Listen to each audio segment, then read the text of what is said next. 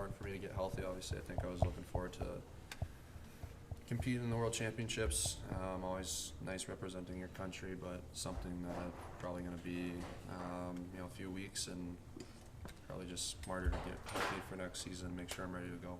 Will it interfere with your summer workouts, or should you be okay? No, I shouldn't. I'm going to take some time here to rest, heal up, and make sure I have a good summer to, get back on track. What was your reaction, Tage, to the news yesterday?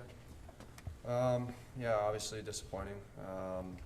Obviously, me and Donnie have a great relationship, and we go back, and I've got nothing but respect and admiration for him, and I think I owe him a lot to what he's done for me, to get me to this point in my career, and it's unfortunately that's the nature of the business, and I think everyone knows that that's kind of part of it, and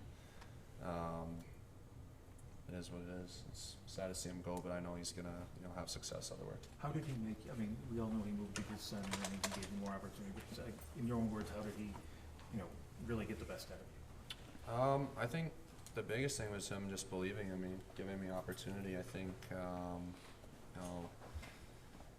prior to that, I hadn't really gotten an opportunity to be put in a situation to score or produce, and I think he knew that was something that I had in me, and had seen it before, and knew that I could do it at this level, and he gave me every opportunity to make sure it happened, and lucky enough to take advantage of it. And I think for me, it was just that relationship that we had, that confidence he had in me. Tage, what's the biggest thing you guys need to do in the wake of the last 2 years when you've been close and on the cusp of getting in? How do you guys make a breakthrough? Yeah, I don't think there's one thing you can pinpoint. I think there's obviously a lot of things that go into it.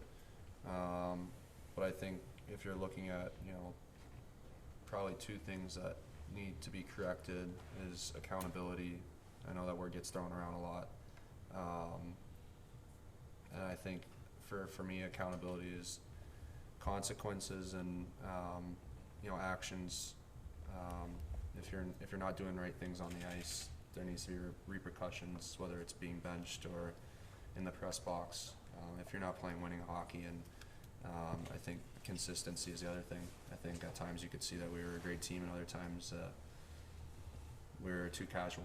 And I think that's something that has got to be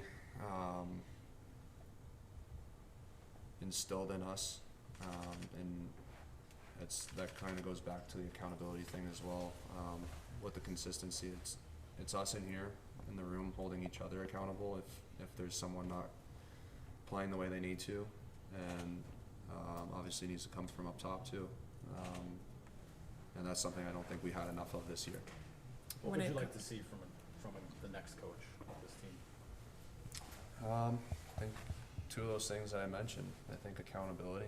I think obviously I'm in a situation where I've been given a lot of opportunity and a pretty big rope to try things and do stuff out on the ice and let my skill kind of take over, but at the same time there needs to be repercussions. If I'm playing a game that's hurting our team, then I need to have repercussions for that, and that goes down the list, but it starts with me. And I think a lot of times this year we got away with some stuff that we shouldn't have gotten away with, and I think if you clean those things up, then it sends a message, and once that message is sent, then there's no reason to deviate from that game plan. I think we felt comfortable maybe sometimes a little too much deviating from game plans. Tage, when you got your hand healthy, was that when you kind of took off? I think your last 18 games or so, you were on about a 43 goal pace. Did you just need to get that to a point where you could play your best? I think I maybe came back a little early, for sure. Obviously, it just sucks being out and missing time, and you want to be back helping the team, and maybe I jumped back a little too early when I wasn't ready.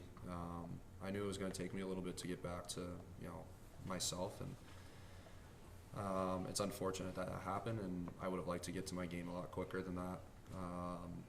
But I think that obviously is a contributing factor, but at the same time I got to find a way to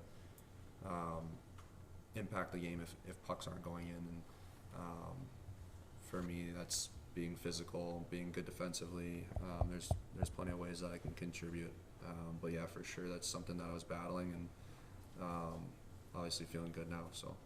Tage, we've seen here over the years where if sometimes there is a coaching change, somebody's brought in who maybe has a style that doesn't fit the group. I mean, would you really like to see somebody who wants to tailor the whatever systems that you guys play to fit what you have in this room, but just maybe tweak whatever it be, accountability, more structure, those sort of things? Because I mean, I know systems are systems across the league, but there are some times where the styles of play can be polarizing, for example. Yeah, I think structure is great, and I think that's something we need more of. And as far as a structure that kind of tailors towards our game, I think we're a high flying offensive team. I think we got a little bit away from that this year. You know, but at the same time, the offense, it can come and go. Like, goal scoring it's hard to score goals in this league, and sometimes you get cold and sometimes you get real streaky, but you need that structure to fall back on. And I think when you have that structure, it frees up a lot of your other components of your game. You know, whatever they're going to bring in, obviously Kevin has a good pulse of this room and knows what we need, and he's going to do his job. And I think for us, it doesn't matter what system they implement.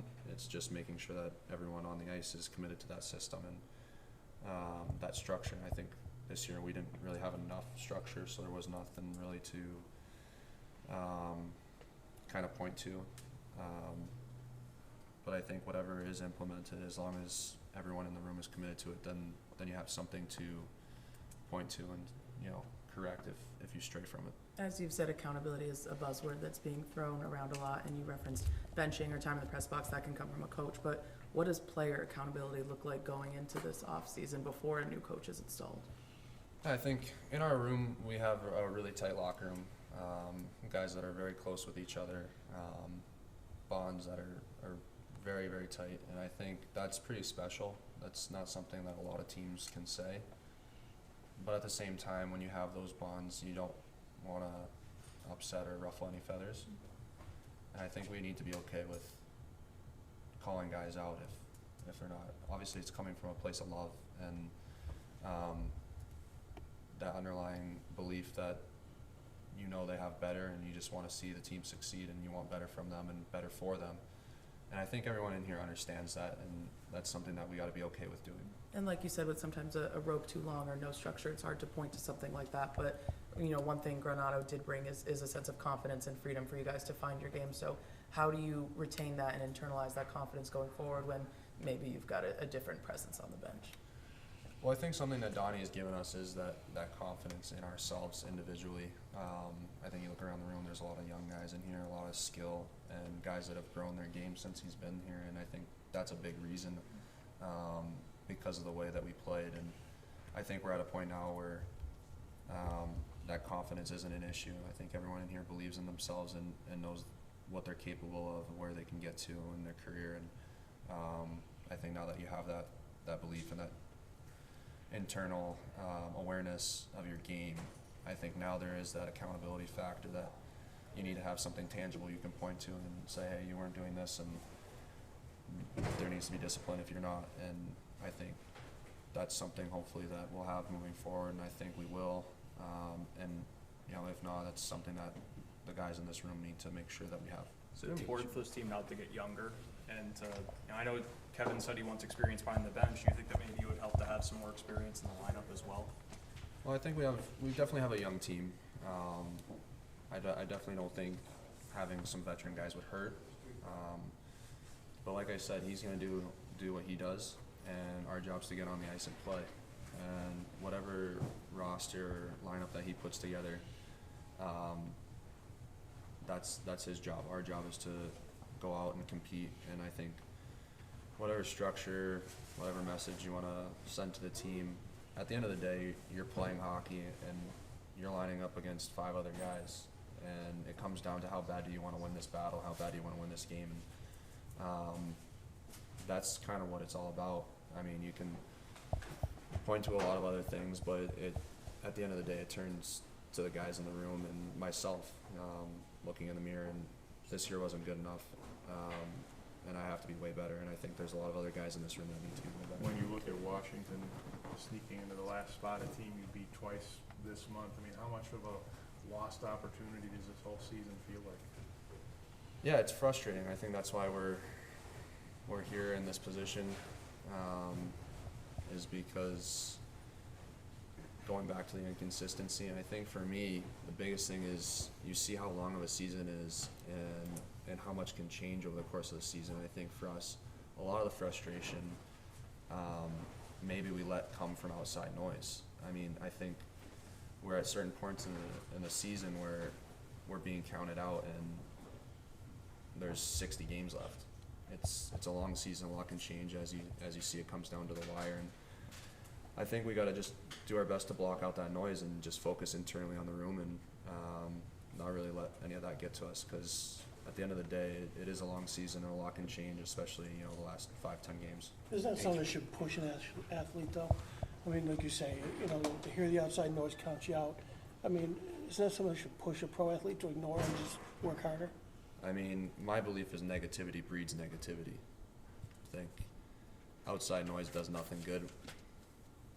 And it's at the end of the day, it shouldn't impact you at all, good or bad. That's the fact of the matter. It should only matter what the guys in this room believe. But at the same time, you sometimes hear that and it trickles in, and once it trickles in, sometimes it's hard to block out. So, yeah, that's something that we have to be better at moving forward, is just making sure that the only opinions that matter are the ones in this room. Tage Rasmus said that you guys struggled with handling the pressure this year, that it was a big learning curve for you guys this year with looking to make a playoff push. With you guys getting so close to making the playoffs last year, why was that something that you guys still struggled with this year, and how do you go about either addressing that in the off season or in the early part of next season to making sure that's not something that happens again? I mean, pressure is inevitable. That's kind of what we signed up for, is, we all want to be professional hockey players and we want to win. And if you want to win, there's expectations on you to win. And I think for us handling that pressure, it's not something that's easy, because we all put pressure on ourselves and have expectations. And then on top of that, there's expectations from people on the outside. And obviously everyone in this room wants to win and wants to be successful. So when you don't meet those expectations, it's disappointing. And that's kind of the situation we found ourselves in the last few years. As this group, I say last few years because that's pretty much the guys in this room that have been here. Obviously it's been a lot longer than that, and that's where we understand the frustration from the fans, and we just want them to know that we're tired of losing. It's not a fun thing to do, and those expectations, they've risen since last season, and we thought that we could exceed those expectations, and obviously we came short this year, so it's a tough pill to swallow. And I think it just leaves you hungry moving forward to not let it happen again. Kevin mentioned that, training camp may have sort of been the start of some of the issues early in the season, just the consistency and getting off to a slow start. Coach aside, how do you think you guys as players need to better handle, showing up in September and being ready to go? Yeah, I think it's a hard, long season. There's no freebies. There's no easy games, and it's important to get off to a good start. And this year we didn't get off to a good start, and I think it kind of goes back to just looking yourself in the mirror and making sure that you're better. And it starts with me, and making sure I have a good off season, making sure that training camp ready to go and get off to a good start, so we're not chasing. How have you seen JJ Peterka level up this year? Yeah, he's taking great steps. I think that, talking about the confidence and opportunity, he's got a lot of opportunity this year, and I think everything that he got this year he earned. He's been a great player for us. He's produced. He's someone that works hard, competes. He's hungry to score goals, and I think those are all great qualities. And I think that's a big piece as someone that we needed to take that next step. And there's a few other guys that we need to continue to take steps, and guys that we need to be better. And I think he definitely made strides this year. Across the NFL, across the NHL and the NFL, but we talk about coaches, players' coaches. Talk about some of those guys, talk about some guys that push their practice a little harder, not such player coaches. Does that exist, and what would you want for this locker room? As far as guys pushing practice, Yeah, yeah, I think that's gotta be everybody. It doesn't matter if you wear a letter or not. That's kind of goes back to what I was saying earlier about the accountability. If guys are cheating or not as sharp as they need to be, it needs to be said and not go unchecked. I think you're doing your teammate and your team a disservice if you're not saying anything. So I think it doesn't matter who you are with, or whether you're the most vocal guy on the team, whether you're the least vocal guy. I think as long as you're doing it yourself, you have the right, in my opinion, to say something. and this is just me, because I don't know everything about it, but you go back and Lindy Ruff's name's been tossed around, and, next coach. I did his practices back then, they're like 2-hour practices, they were grinds. And then you look now, and then you guys are about 45, 50 minutes. Is that across the NHL now, do you know that? I don't know, so. Yeah, I'm not aware. I know certain teams, they have different durations they like to do. Some teams, they go a little longer. Some teams go shorter. It depends on the coach, depends on the sports science team they have. There's a lot more that goes into it behind the scenes. Some teams have proven track records being better with less practice. It varies, so can't really speak on that too much. Tage, we heard Alex and Rasmus both talk about just Zach Benson and his rookie season. What have you noticed from him so far, and just to take away from the type of year he had? Yeah, he had a great year. I think to step in at 18 and do what he did is very impressive. Says a lot. It's a difficult league, and a very difficult league to put up points, and I thought with what he was given this year, he's done a great job, and someone who definitely doesn't lack confidence and didn't shy away from the challenge of playing against grown men every single night. I like the way he plays, and he's got a bit of an edge to his game, which I think is great, and something that I think makes him good. So a lot of guys are going to be going through a coaching change for the first time. How do you hope guys handle that? Yeah, that's a tough question. I mean, unfortunately I've gone through a few now, and I would like to say that each time it kind of lights a fire under you, because it shows you that you're replaceable. That's kind of the business you're in. So hopefully the response is intensity, and I think comfort can be the death of you. I think we were a little too comfortable this year, so hopefully that's a little bit something that happens as an effect of the coaching change. Thanks, Tage. Thank you.